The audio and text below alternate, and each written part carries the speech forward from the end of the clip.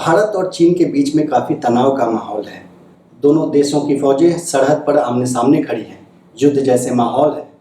भारत के लिए इससे बड़ा मुद्दा आज के दिन में कुछ भी नहीं होना चाहिए, जब चीन भारत की ज़मीन के अंदर आ घुसा है। पर मीडिया के लिए यह शायद उतना महत्वपूर्ण मुद्दा नहीं है। नमस्कार, मेरा नाम नीरज कुमार और आप देख रहे हैं सत्यान्वेषी। सत्यान्वेषी का अर्थ है सत्य की खोज करने वाला। और आज हम इसी महत्वपूर्ण मुद्दे पर बात करेंगे कैप्टन A.N. हनफी से। कैप्टन हनफी इंडियन एयरफोर्स के वो जाबाज सिपाही हैं जिन्होंने 1987 में सियाचिन ग्लेशियर में पाकिस्तान के विरुद्ध अकेले जंग का पासा पलट दिया था और उनको उनकी बहादुरी के लिए बाद में वीर चक्र से भी सम्मानित किया गया। कैप्टन हनफी बाद में एयरफोर्स से विंग कमांडर की रैंक से रिटायर हुए। आज हम कैप्टन हनफी से सुनेंगे 1987 के उस फेमस सियाचिन लड़ाई के किस्से। इसके साथ ही आज हम कैप्टन हनफी से बात करेंगे मौजूदा भारत चीन तनाव के बारे में। तो आइए अब बिना किसी देर किए हुए इस चर्चा को स्टार्ट करते हैं। कैप्टन हनफी जी, सबसे पहले तो आपका बहुत बहुत धन्यवाद कि आपने अपना टाइम निकाला हमसे बात करने के लिए। धन्यवाद आपका भी। हनफी जी, सबसे पहला सवाल जो मैं आपसे पूछना चाहूँगा वो ये कि 23 सितंबर 1987 ये दिन आपको शायद याद होगा। इस दिन ही आपको शायद सियाचिन भेजा गया था और उसके बाद फिर आपने वहाँ पर जो बहादुरी दिखाई उसके लिए आपको वीर चक्र मिला। तो सबसे पहले तो हम आपको जो उस दिन उस समय जो 2-3 दिन की घटनाक्रम थी, उस समय क्या हुआ और आपको कैसे अकेले वहाँ पे एक ऑपरेशन पूरा कैरी आउट करना पड़ा, उसके बारे में आप बताइए? बहुत पुरानी बात है। आपने वो यादें ताज़ा कर दी। असल में अगर हम जम्मू कश्मीर के नॉर्थ वाला जो एरिया है, उत्तर वाला एरिया जो है, उसको देखें, ख़ास तौर से जो लद्दाख की तरफ जा रहा है, ये यहाँ के बॉर्डर्स जो थे, वो कभी भी ठीक से चिह्नित नहीं किए गए थे। अंदाज़े से वहाँ पे मार्किंग थी, अंदाज़े से पत्थर रख दिए गए थे, उसी पे एग्रीमेंट्स हो गए थे। पुराने ज़माने में साधन इतने नहीं थे, कम्युनिकेशंस नहीं थे, लोगों को आने-जाने में बड़ी दिक्कत थी और फ़ौज की टुकड़ियों को वहाँ भेजना और रखना उस ज़माने में बहुत मुश्किल था। तो एक तरह की एक अंडरस्टैंडिंग सी हो गई थी कि भई चलो 47 में जम्मू कश्मीर का जो विलय हुआ है, उसमें लद्दाख एक बड़ा थोड़ा-सा एक्सेप्शनल एरिया माना जाता था। तो उसमें बहुत सी चीज़ें जो थी वो छोड़ दी गई थी, जिसमें कोई बॉर्डर पोस्ट या पत्थर या उस तरह की चीज़ भी नहीं रखी गई थी। और दोनों जो साइड थी हिंदुस्तान और पाकिस्तान, इन्होंने ये मान लिया था कि भई ये यहाँ पे बॉर्डर है, हमें इस तरफ नहीं जाना है, उन्हें इस तरफ नहीं आना है। तो ये एक तरह से अनरिटन अंडरस्टैंडिंग जो थी वो कई सालों तक चली। सियाचिन ग्लेशियर जो है वो उसका एक हिस्सा है, जो आप देखेंगे तो बिल्कुल लेह के थोड़ा-सा उत्तर में से शुरू होके और काराकोरम दर्रे की तरफ जा रहा है पूरा। अच्छा खासा बड़ा ग्लेशियर है और हाइट पे है। ये ग्लेशियर जो था ये भी उसी में से एक माना जाता था और यहाँ अचानक 81-82 में और 83 में अब तक हमारी फ़ौजें या हमारी जो जिसको बोलते हैं पेट्रोल भी वहाँ नहीं जाया करती थी। तो एक बार एक पेट्रोल वहाँ पे गई और उन्होंने देखा कि यहाँ पे पाकिस्तानी जो हैं वो माउंटेनियरिंग एक्सपीडिशंस भेज रहे हैं, टूरिस्ट भी भेज रहे हैं वो, सिर्फ फ़ौज के नहीं टूरिस्ट को एनकरेज कर रहे हैं। उनका सामान जो था, उनका जो वेस्टेज होता था वो कर्नल कुमार थे वो गए थे लेने के लिए, बहुत फेमस जियोलॉजिस्ट है हमारे आर्मी के। तो अच्छा। वो उनकी नज़र में वो जो है वो सामान जो है वो आया और ये महसूस हुआ कि भई ये तो 3-4 साल, 5 साल से ये ऐसी जगह आ रहे हैं जहाँ इनको नहीं आना चाहिए।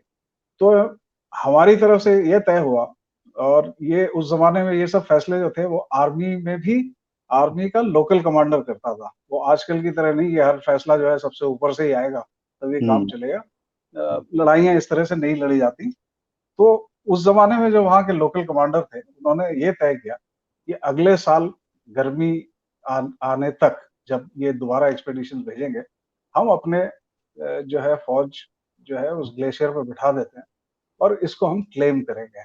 ये हमारा हिस्सा है, आप यहाँ पे नहीं आ सकते।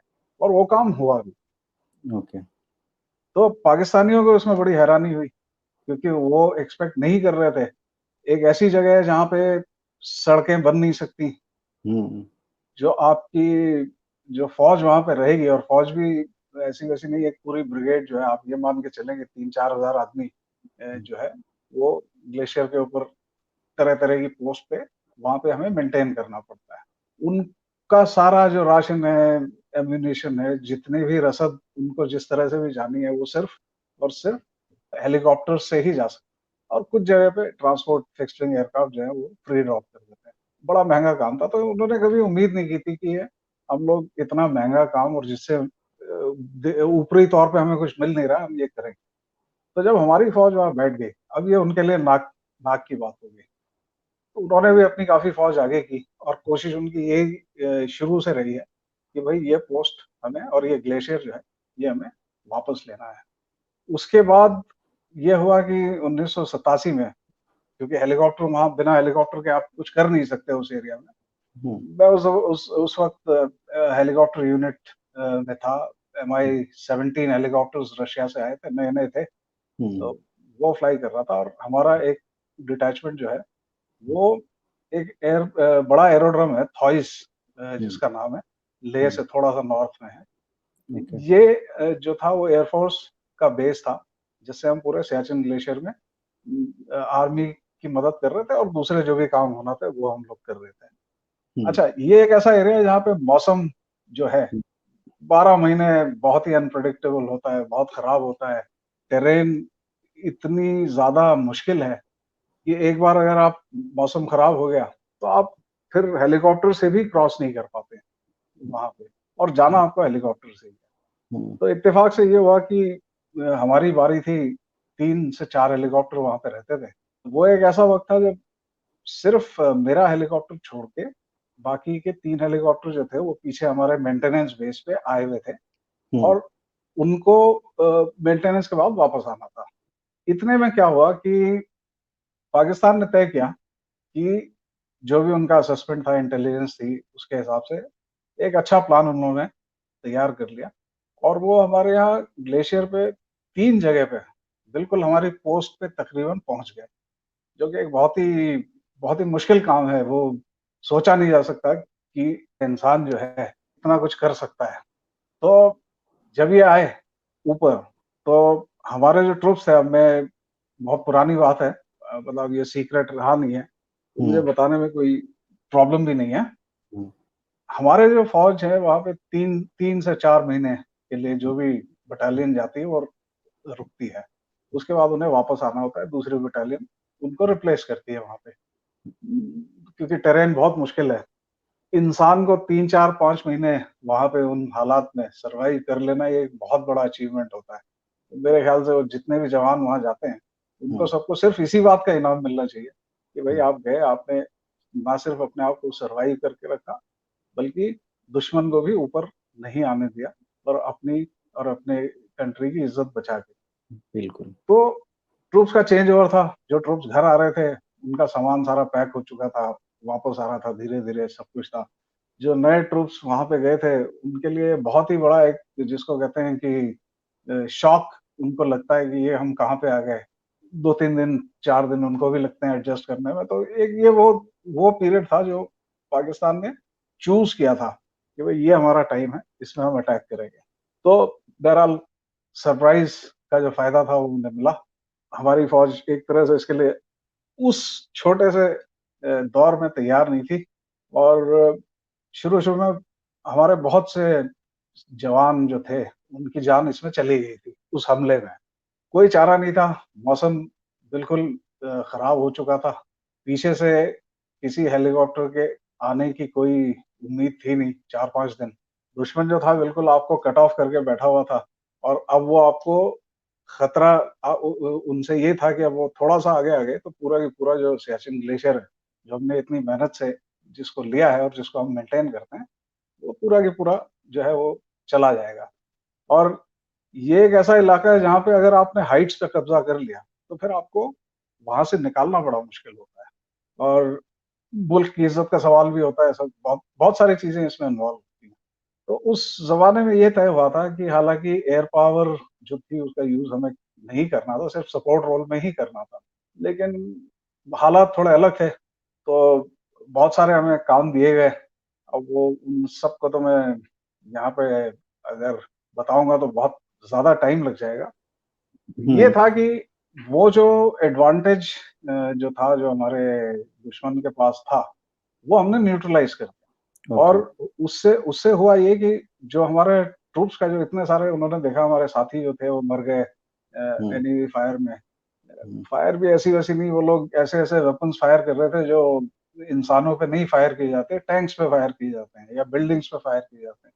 वो हमारे जवानों पे फायर हो रहे थे। इम्पैक्ट तो पड़ता ही है, मोरल भी लो होता है, भाई आप वापस भी आ रहे हैं, अब आप एकदम से थोड़ा सा, तो ये सब था। तो उस मोरल को हमने लिफ्ट किया। जो हमारी कैजुअलिटीज थी, मैं जो ऑपरेशन कर रहा था वहां पे एक अकेले MI17 के साथ, उसमें हमारे जाते वक्त एक रोल होता था, आते वक्त हम ऐसी ऐसी जगहों पे लैंड करते थे जहाँ हेलीकॉप्टर के मैनुअल में लिखा है कि भाई आप वहां पे लैंड कर ही नहीं सकते, लेकिन हम लोग कर लेते थे। फिर वहां से जो हमारे जख्मी जवान थे, उनको हम, क्योंकि हम खाली आ रहे होते थे हेलीकॉप्टर और फ्यूल और बाकी चीजें लोड करने के लिए, तो जगह तो हमारे पास होती थी। तो हमने कहा क्यों नहीं इसका इस्तेमाल किया जाए और जितना हम कर सकते हैं किया जाए। तो वहां से हम जो थे 6-6, 8-8 करके, जो हमारे सिपाही घायल थे और काफी बुरी तरह से जख्मी थे, उनको हम लेके आते थे नीचे। और वहां नीचे उनको इमीडिएट फॉरेन मेडिकल अटेंशन मिल जाती थी। तो बहुत से लोग उसमें से बच गए, और जिनको इंजरीज भी हुई, वो थोड़ा सा, क्योंकि उनको टाइमली हम लोग नीचे ले आए थे, तो उनका हो गया। अब ये सिलसिला जो था, ये 4 दिन हमारा चलता रहा। और जाहिर है, क्योंकि प्रेशर हमारे ऊपर इतना था, तो ना हमको वक्त की कोई वो थी, परवाह थी। तो दिन में जितनी फ्लाइट्स, वो हमें बाद में पता चला, उस वक्त हम करते गए। बाद में हमें बताया गया कि भाई इतना एफर्ट जो है, ये तो कोई नहीं करता है, कोई कर ही नहीं पाता है। तो आप लोगों ने जो भी किया, और ये बहुत बड़ा काम हुआ। तीसरे दिन जाके जो था, हमारी जो सेना है, थल सेना, आर्मी। उनको, आर्मी को हमने उस स्टेज तक पहुंचा दिया जहां पे अब जो थे वो पाकिस्तान पे, जो पाकिस्तान की फौज थी उस पर हावी होने की पोजीशन में आ गया। और वही हुआ। बहुत कुछ ऐसी ऐसी चीजें जो जहाज बनाने वालों ने भी नहीं सोची होंगी कि ये हेलीकॉप्टर कर सकता है, हमें करनी पड़ी।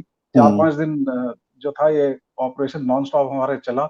उसके बाद तो जब हम लोग फिर हमारी फौज जो थी, हमारी आर्मी ने उनको पीछे अच्छी तरह से धकेल दिया और ये पोजीशन सिक्योर हो गई। और उसी दरमियान फिर 7वें दिन जाके जो है वो मौसम जब खुला, तो पीछे से पूरे पूरे जितने भी हमारे ऑगमेंट करने के लिए हमें जो हेलीकॉप्टर आने थे, वो सारे तब आके वहां पे लैंड किए।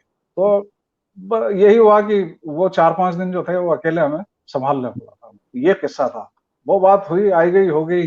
कमांडर्स ने हमारे कुछ सोचा समझा कि ये जो एक्शन है, इसको, इसमें क्या करना है, वो हम लोग उन चीजों की परवाह उस जमाने में करते नहीं थे। करते भी नहीं थे, बिल्कुल।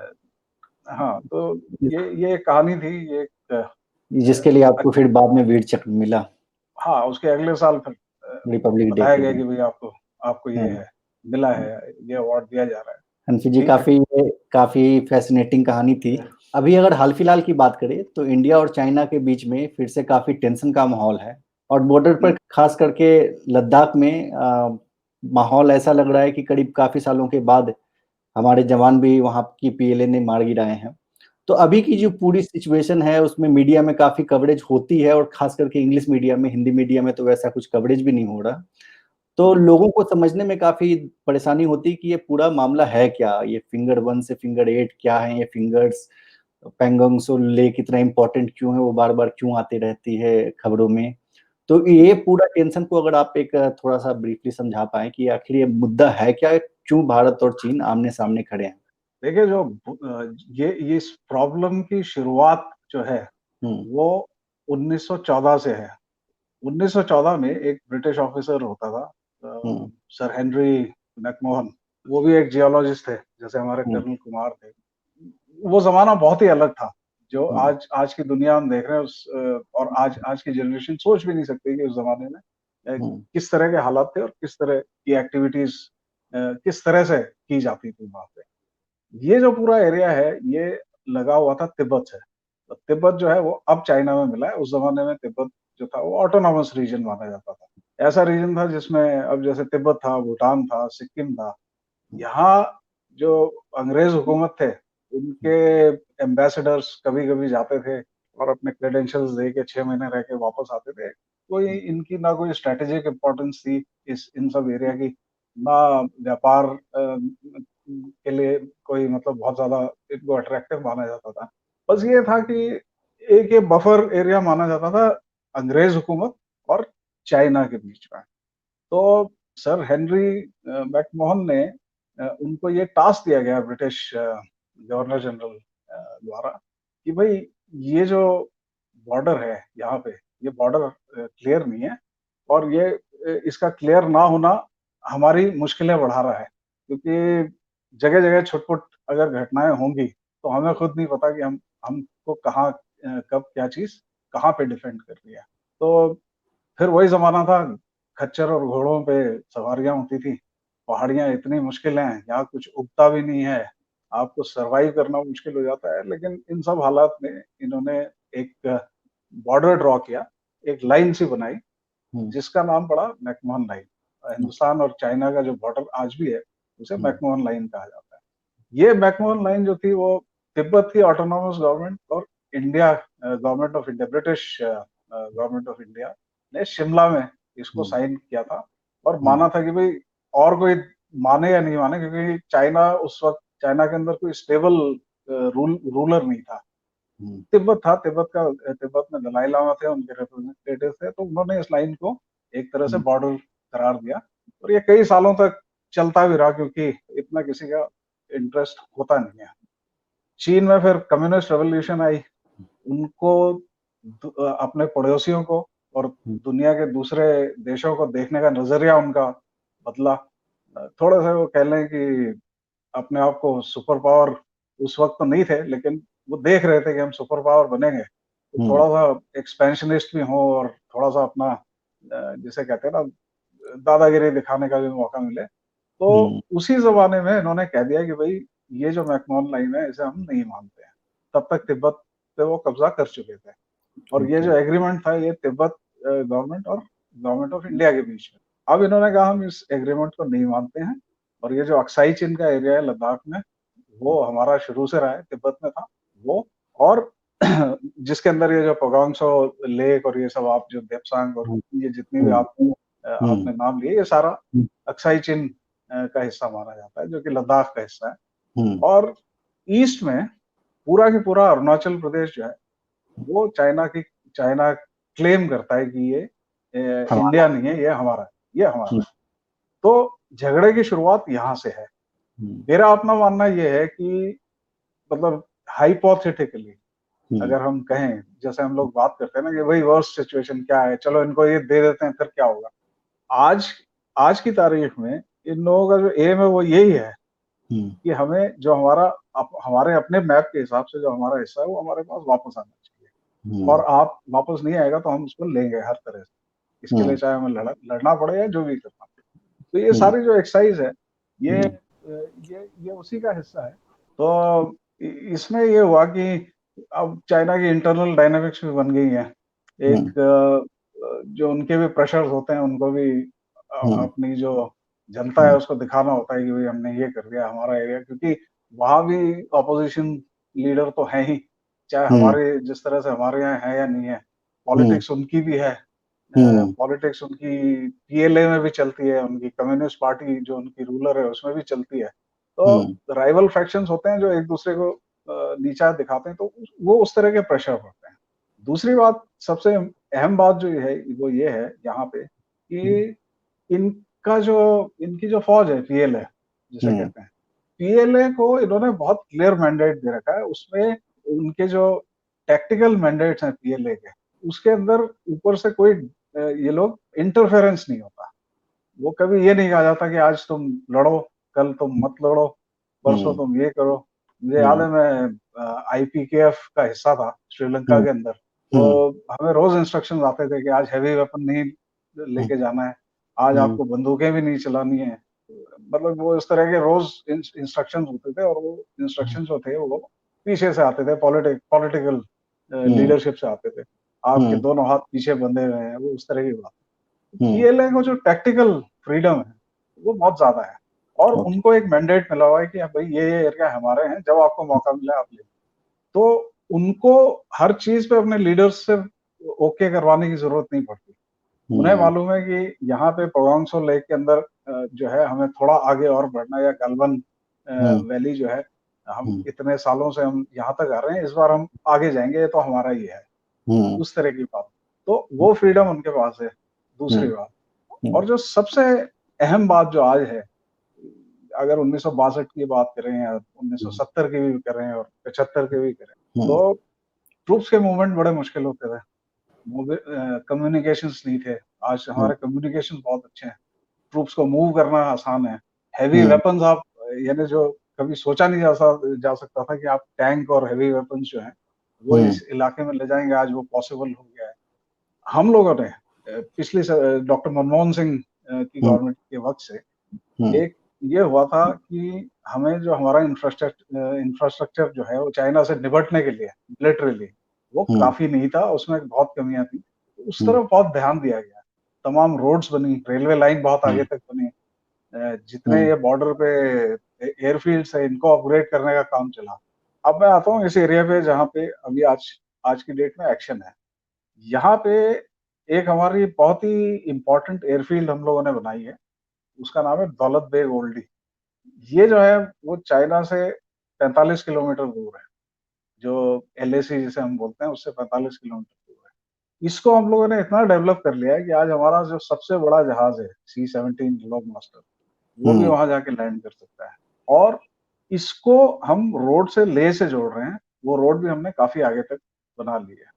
और वो रोड जो है वो एक पॉइंट पे गलवान जो वैली है उसको भी क्रॉस करती है।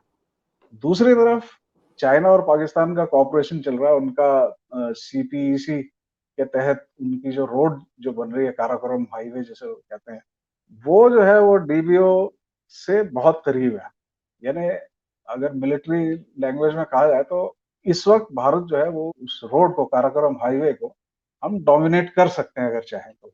ये चाइना के लिए जो है ये बहुत बड़ा खतरा वो अपने आप को मानते थे।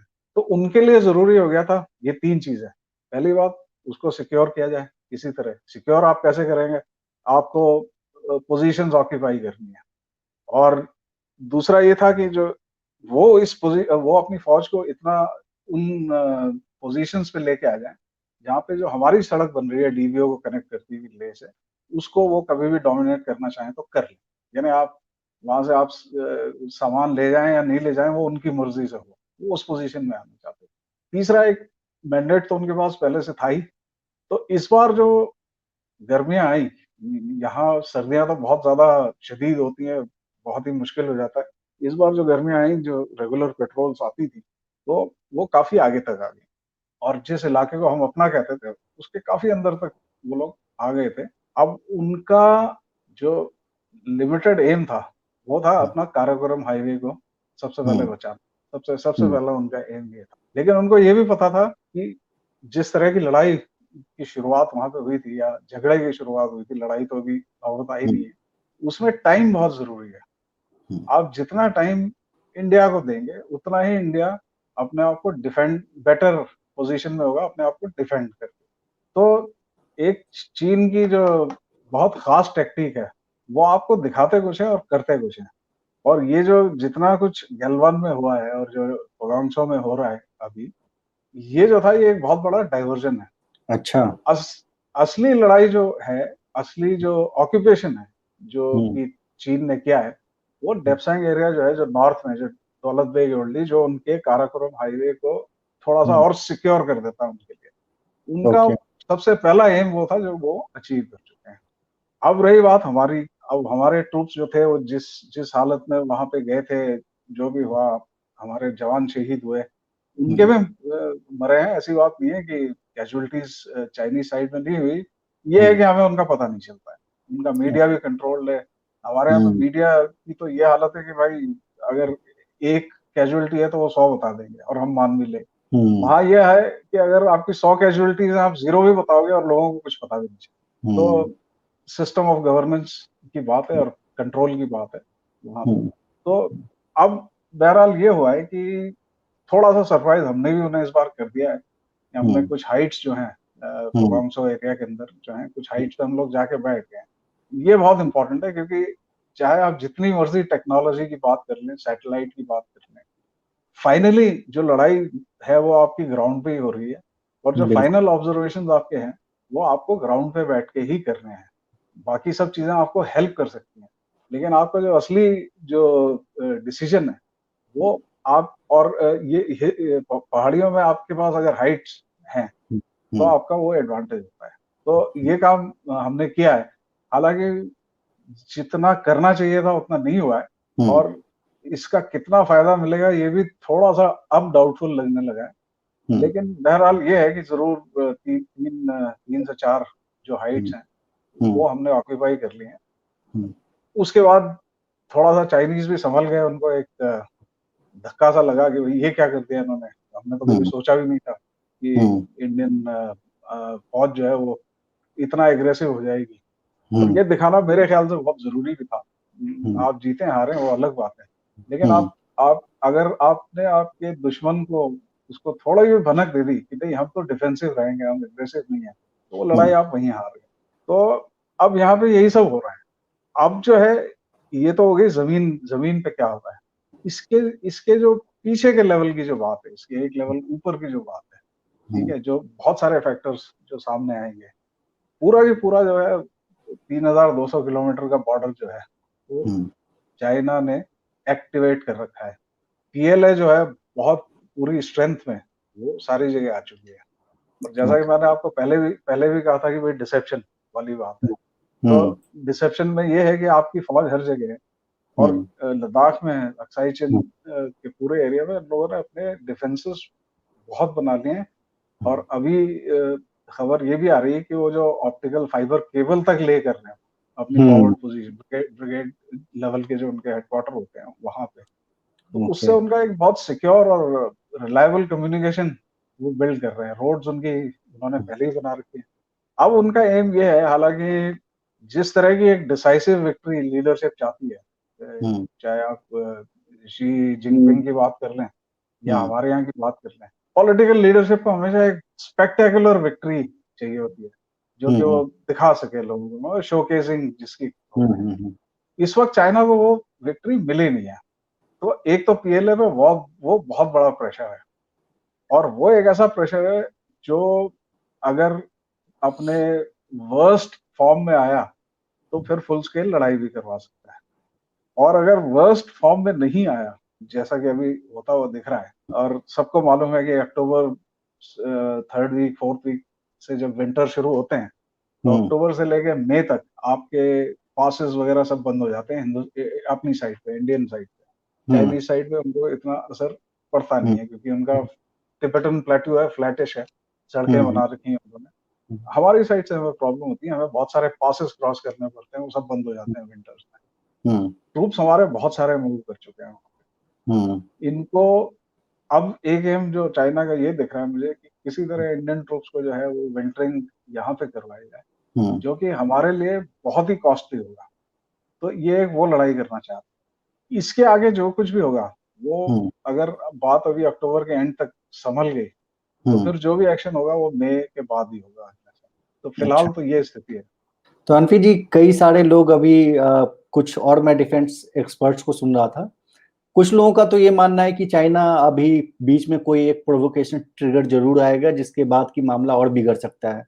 वहीं दूसरी तरफ कुछ लोग ये कह रहे हैं कि ये चाइना अब है, चाइना ने मिसकैलकुलेशन कर लिया था, और इंडिया ने जिस तरह से अपने ट्रुप्स को नए ऊंचाइयों पर ले गए हैं और जिस तरह से प्रिपरेशन किया है, तो चाइना अब एक कोई अपना फेस सेविंग स्ट्रेटेजी ढूंढ रहा है कि वो फेस सेविंग अक्टूबर नवंबर तक वहां पर करें, और उसके बाद विंटर के कारण चूंकि पीछे जाना ही होता है, तो वो उनके लिए एक फेस सेवर टैक्टिक हो और उसके बाद वो वापस चल जाएंगे। तो आपको क्या लगता है, युद्ध होने के कितने आसार हैं? कोई वैसा ट्रिगर हो सकता है जिससे कि अचानक से बहुत युद्ध वाली स्थिति आ जाए, और या फिर आपको लगता है कि नहीं, ये कुछ होगा नहीं, अल्टीमेटली धीरे धीरे डिसएंगेजमेंट हो जाएगा? आपको इसमें आप किस तरह से सोचते हैं? अभी जो हालत है उसमें अगर अब युद्ध होता है तो वो दोनों दोनों साइड को बहुत भारी पड़ेगा, सिर्फ एक साइड को नहीं, दोनों साइड को बहुत भारी पड़ेगा। दोनों, इसीलिए दोनों की कोशिश अब ये है फॉर एग्जांपल आप जैसे अगर साइंस सिग्नल पिकअप करें, ये जो विदेश मंत्रियों की मीटिंग हुई है मॉस्को में, ये नहीं होना थी। 1 महीने पहले तक जो है ये एससीओ के तहत पार्टिसिपेंट्स जो भी हैं कंट्रीज, वो सबको मालूम होता है। बड़ा कैटेगरिकल स्टेटमेंट्स है कि भाई हम चाइनीज से नहीं मिलेंगे, और वहां से भी ये था कि भाई हम जो है वो इंडियन साइड से नहीं मिलेंगे। 1 डेढ़ महीने बाद वो परिस्थिति चेंज हुई और वो मिले, और कुछ 5 पॉइंट पे उन्होंने एग्रीमेंट भी किया।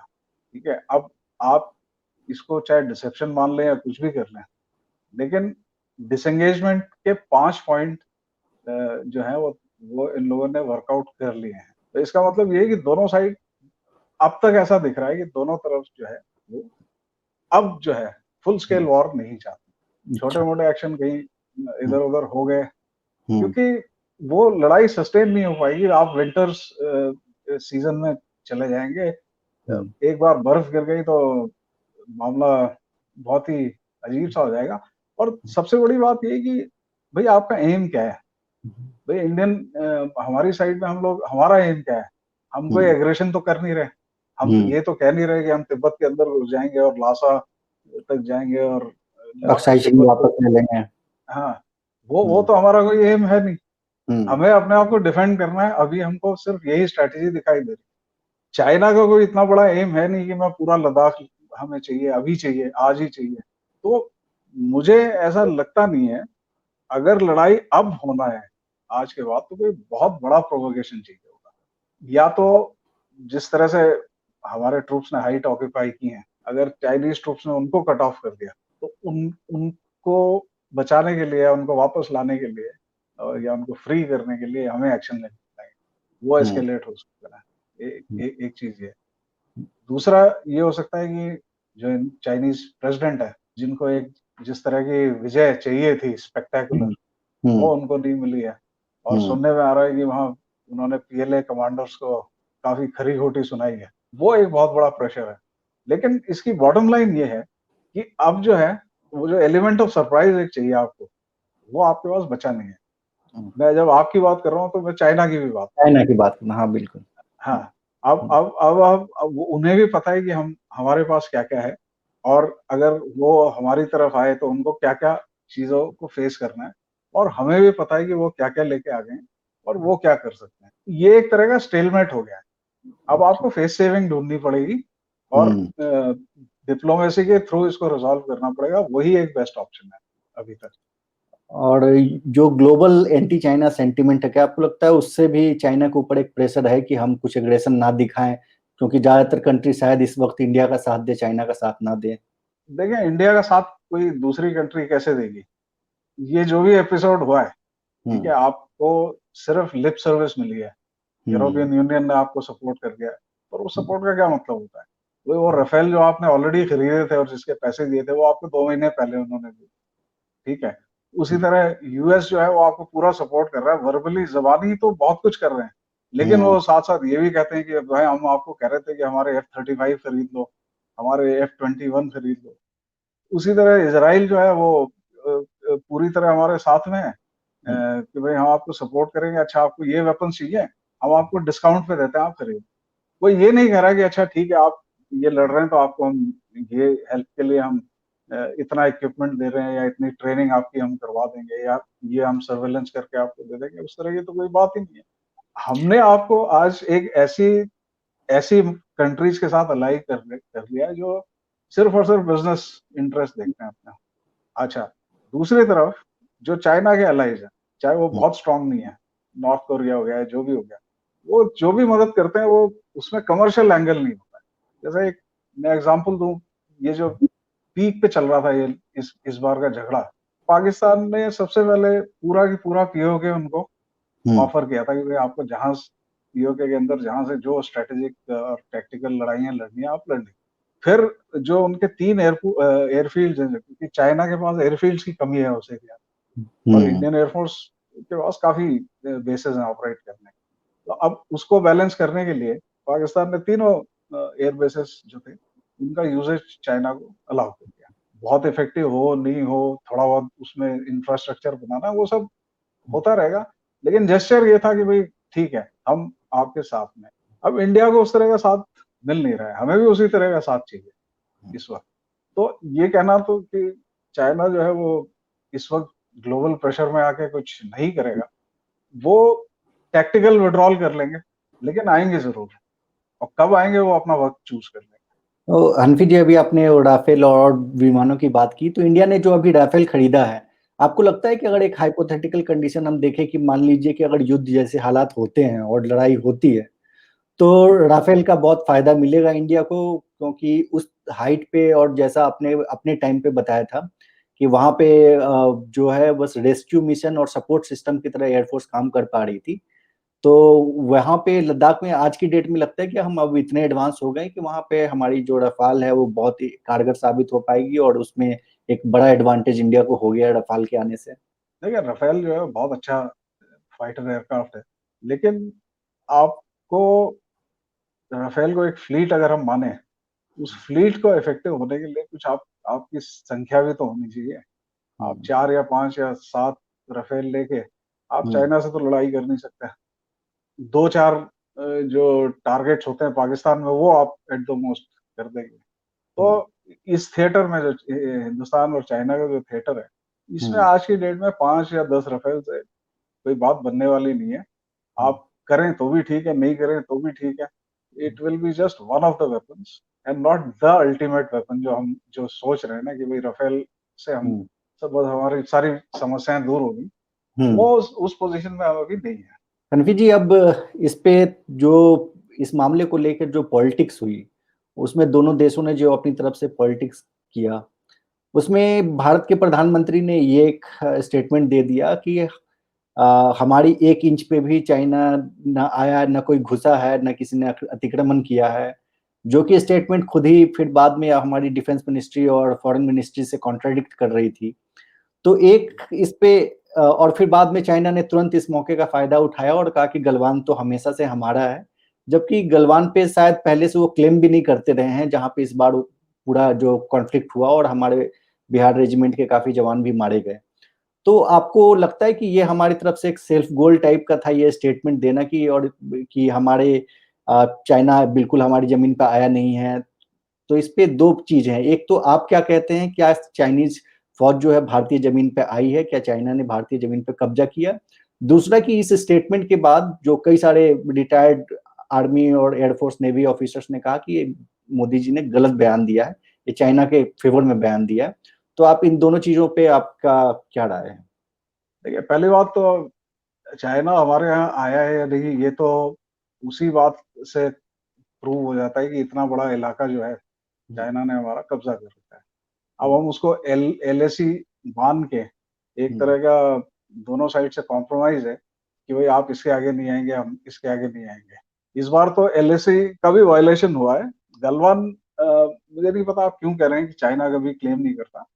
चाइना की जो पोस्ट थी, जो समर्स में ये लोग आते थे, वो जो चाइनीज पोस्ट थी, वो अब जो इस बार आए हैं, वो तकरीबन 6-7 किलोमीटर पीछे थी। वो वहां तक आते थे, वो इनफैक्ट वो रिवर जॉइंट तक भी आते थे, और फिर वहां से वो वापस चले जाते थे। इस बार वो वापस नहीं गए, तो टेक्निकली उन्होंने एलएसी जो है वो क्रॉस कर ली, हमारी साइड आ गए। अब ये नजरिया है, चाइना तो यही कहेगा कि ये तो हमारा ही एरिया है, आप एलएसी की क्या बात कर रहे हैं, हम अपने एरिया में घूम रहे हैं। लेकिन जो स्टेटस को था वो तो ऑल्टर किया ही उन्होंने कुछ जगहों पे। और इस तरह के बातें करना थोड़ा सा मतलब, अब इस बारे में क्या कहा जाए, ऐसी बयानबाजी नहीं करनी चाहिए, वो भी डिफेंस के साथ। मैं इस बात को मानता हूँ, एक आम नागरिक की तरह, जो जिसने शायद संविधान भी थोड़ा सा पढ़ रखा है, और हमारे यहाँ सिस्टम भी देख रखे हैं, कि कुछ महकमे ऐसे होते हैं जिनको हमेशा पॉलिटिक्स से ऊपर रखना चाहिए। सबसे पहले उनमें से है डिफेंस, और दूसरे नंबर पे है फॉरेन पॉलिसी। ये दोनों चीजें जो है, ये सिर्फ और सिर्फ नेशनल इंटरेस्ट से गवर्न होनी चाहिए, और किसी चीज से नहीं होनी। अब आप ये कहें कि भाई वो चाइना तो हमारे यहाँ आया ही नहीं है, जबकि सबने देखा है कि चाइना ने क्या किया और कहाँ किया है। इसमें किसी को कुछ कहने की जरूरत नहीं, यही पता चल जाता है कि ये स्टेटमेंट कितना कितना गलत था, और इसने कितना नुकसान पहुंचाया है, खासतौर से डिप्लोमेसी में इसने हमें कितना नुकसान पहुंचाया है। हनफी जी, ये पूरा मामला जो हाईलाइट बहुत ज्यादा हुआ वो तब हुआ जबकि गलवान में हमारे बिहार रेजिमेंट के जवान काफी मारे गए। उसके बाद से हमने मीडिया को या फिर राजनेताओं को इस बिहार रेजिमेंट को लेके काफी राजनीति करते हुए भी देखा, खास करके क्योंकि बिहार में इलेक्शन होने वाले हैं। तो आपको लगता है कि इस तरह से फौज को रीजन वाइज और इस तरह से उनको इलेक्शंस में उनका इस्तेमाल करना, ये हालांकि हम पिछले इलेक्शन में भी देख चुके हैं 2019 के इलेक्शन में, तो आपको लगता है कि ये उचित है इसका पॉलिटिसाइज करना, इस तरह के इशू को, इतने सेंसिटिव इश्यूज को? देखिए, अगर आप फौज को पॉलिटिसाइज करेंगे इस तरह से, तो कहीं ना कहीं आप उनकी फाइटिंग एबिलिटीज में एक दरार डाल रहे हैं। ये शुरू से कभी हमारी पॉलिटिकल लीडरशिप ने फौज को वो नहीं किया। 1971 में भी हमने इतनी बड़ी जीत हासिल की थी, पाकिस्तान के 2 टुकड़े कर दिए थे। उसके बाद भी हालांकि सबको पता था, क्रेडिट भी जिसको जाना था वो गया, उसकी वजह से इलेक्शन भी जीते, लेकिन इस तरह से मुद्दे बना के आप नहीं जीते। अब आप क्योंकि बिहार में आज इलेक्शन है, तो आप बिहार में जाके बिहारी ट्रूप्स की बात कर रहे हैं। हमारे बिहार के ट्रूप्स जो हैं, वो खुद इस बात से खफा हैं कि भाई ये क्या हो गया, हम सब आर्मी के लोग हैं। और अब ऐसी बात नहीं कि सिर्फ बिहार रेजिमेंट के लोग शहीद हुए थे, दूसरी जगहों के भी लोग शहीद हुए थे। तो ये इस तरह से जो आप सौतेला बर्ताव जब करना शुरू करते हैं अपने छोटे छोटे पॉलिटिकल गेन के लिए, जो कि हो नहीं हो वो तो बात की बात है, लेकिन जो नुकसान आप इससे पहुंचा रहे हो वो तो आप पहुंचा ही रहे हो, इसमें कोई शक नहीं। ये सब चीजें अवॉइड करनी चाहिए। डिफेंस को कभी पॉलिटिसाइज नहीं करना चाहिए। अब हनफी जी, मैं थोड़ा सा आज की मीडिया के बारे में बात करना चाहूंगा, उनके रोल पे। अगर हम याद करें उस वक्त, जिस वक्त की पुलवामा में हमारे सीआरपीएफ के जवान मारे गए थे आतंकी हमले में, उसके बाद जिस तरह से मीडिया का उस समय अग्रेसन देखने को मिलता था और जितना ये 24/7 ये मुद्दा बना रहता था, वहां पर जब जो हमारे सीआरपीएफ के जवान शहीद हुए थे, उनके सारे के सारे जवानों की सब जो है दिल्ली लाया गया था, बड़े बड़े नेताओं ने जाकर श्रद्धांजलि दी। और वहीं अभी जब चीन के पीएलए के हाथों हमारे सेना के जवान मारे गए, तो ना वो अग्रेसन हमारी मीडिया में दिखा, ना वो हमारी सरकार के नेतृत्व में दिखा, ना उस तरह से मान सम्मान जो हमारे फौज के जवान मरे हैं वो दिखा। तो चुनाव से जस्ट पहले और चुनाव के बाद जिस तरह से मीडिया की कवरेज होती है, और या फिर जिस तरह से एक रुख होता है एक नेशनल इंटरेस्ट के मुद्दे को लेके, तो उसमें आपको लगता है कि आप जो मीडिया है वो अपनी जिम्मेदारी सही से नहीं निभा पा रही है? नहीं, देखिए, मीडिया का तो ऐसा है कि आज का जो मीडिया है वो डेमोक्रेसी का, जिसको कहते थे फोर्थ पिलर माना जाता है, चौथा हम्म। खंभा, उस स्पिरिट में तो वो काम ही नहीं कर रहा है। ये तो सबको साफ तौर पे दिखाई दे रहा है, खास तौर से इलेक्ट्रॉनिक मीडिया। प्रिंट मीडिया फिर भी कुछ थोड़ा बहुत जिस तरह से खबर उनको देनी चाहिए वो कोशिश करते हैं, लेकिन इलेक्ट्रॉनिक मीडिया ने तो हमको बहुत ज्यादा निराश किया है इस टाइम। अब बात हम करें कि भाई जो पुलवामा वाला जो मुद्दा था, उसमें पाकिस्तान का इन्वॉल्वमेंट आप प्रूव कर रहे थे। हिंदुस्तान के मुकाबले में आज जो है पाकिस्तान बहुत छोटा देश है, तो आप हिस्टीरिया भी क्रिएट करेंगे, सब कुछ करेंगे, आपको पता है कि आप जो है निकल जाएंगे, मतलब सब कुछ करके आपके सारे खून माफ हो जाए। हम्म। चाइना के साथ आप ये नहीं कर सकते, इसलिए चाइना के साथ हमारा मीडिया भी थोड़ा दब के ही बात कर रहा है। वो जो भी दिखाने की कोशिश कर रहे हैं, जो भी जिस तरह की भी खबरें वो दिखा के ये एक कोशिश की जा रही है कि नहीं सब ठीक है, और उसके आगे वो लोग जा नहीं रहे। दुश्मन के ताकत के हिसाब से काम हो रहा है। मैं सिर्फ इतना ही कहूंगा इस बारे में। और हम्म। मीडिया बहुत ही ज्यादा गैर जिम्मेदार है।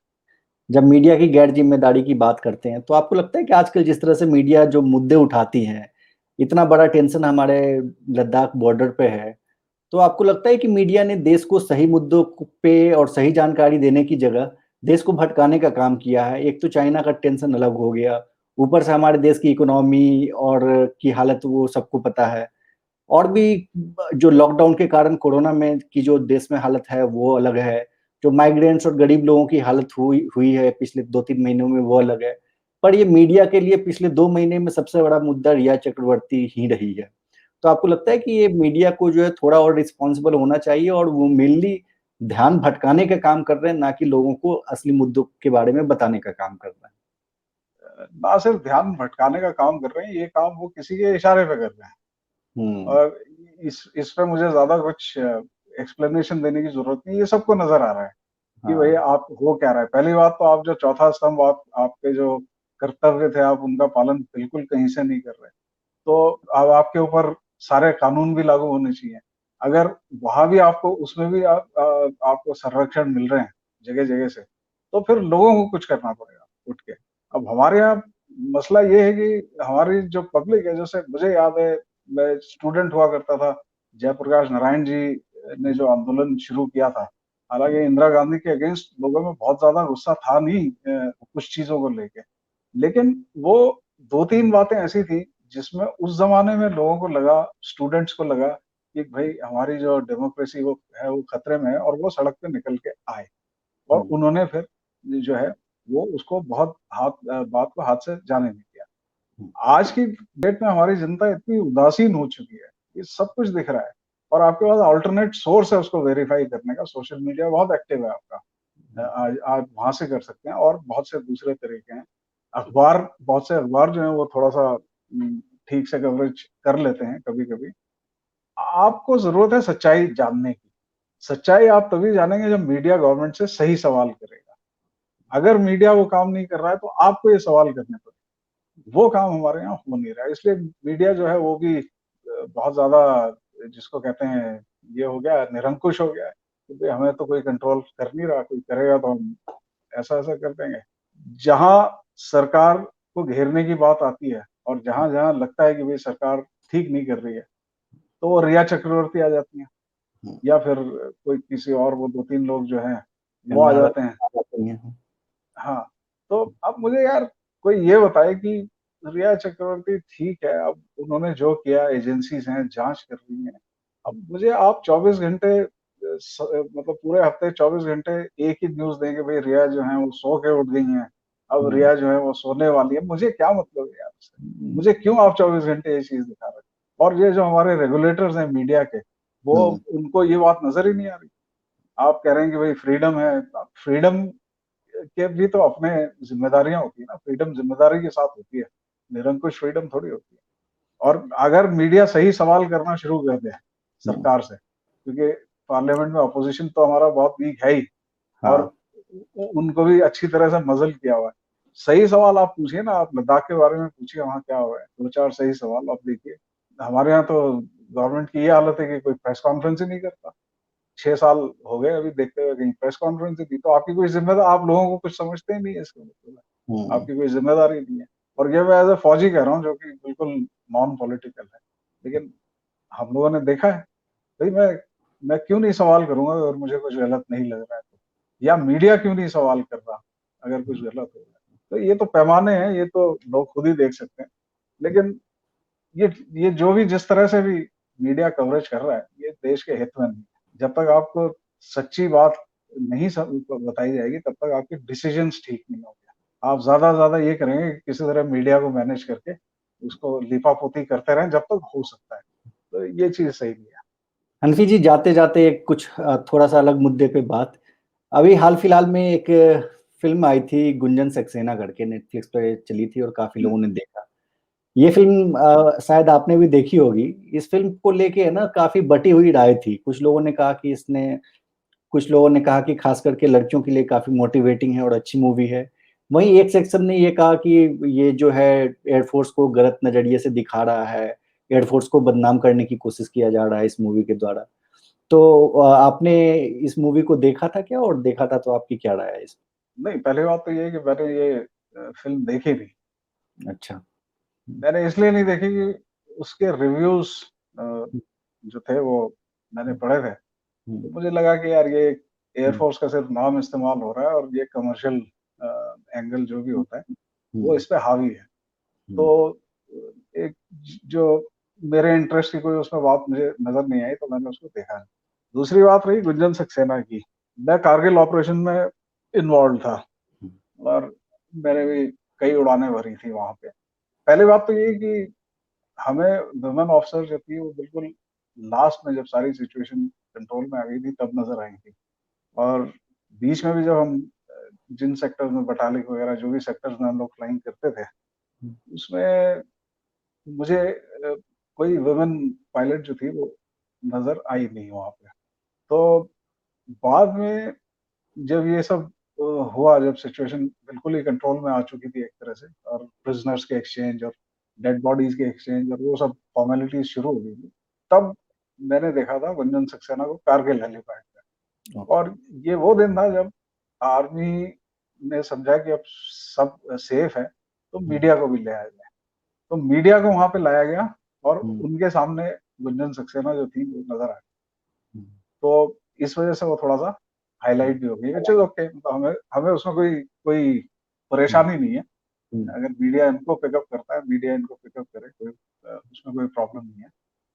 लेकिन जो जो मैंने सुना है कि जिस तरह से एयरफोर्स के बारे में ये फैक्ट्स तोड़े मरोड़े गए, उनकी अपनी बैचमेट्स हैं जिन्होंने लिख के, मीडिया में लिख के और जगह पे उन्होंने उनको कॉन्ट्राडिक्ट किया कि जिस तरह का जिस तरह का फिल्म में दिखाया जाता है वैसा कुछ होता नहीं है वहां पे। आपने अपनी फिल्म को से पैसा कमाने के लिए एयरफोर्स को ही बदनाम करना ज्यादा ठीक समझा।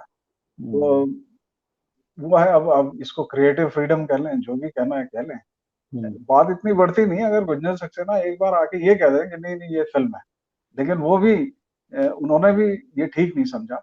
गुंजन सक्सेना जो है वो शॉर्ट सर्विस कमीशन से आती है। मेरे ख्याल से उन्होंने अपना पूरा कमीशन टेन्योर शॉर्ट वाला जो था वो भी पूरा नहीं किया। अब इसी से अंदाजा लगाया जा सकता है कि अगर ऐसा हुआ है तो किस कैलिबर के लोगों से आप डील करते हैं। हंफी जी, आपने काफी लंबा टाइम निकाला और हर एक चीजों के बारे में काफी डिटेल से बात की। तो आज हमसे बात करने के लिए आपका बहुत बहुत धन्यवाद। Thanks, thank you. आज की इस वीडियो में बस इतना ही। अगर आपको यह वीडियो पसंद आई हो तो इसे लाइक और ज़्यादा से ज़्यादा शेयर जरूर करें, और साथ ही इस चैनल को सब्सक्राइब करना ना भूलें। जय हिंद, वंदे मातरम, सत्यमेव जयते।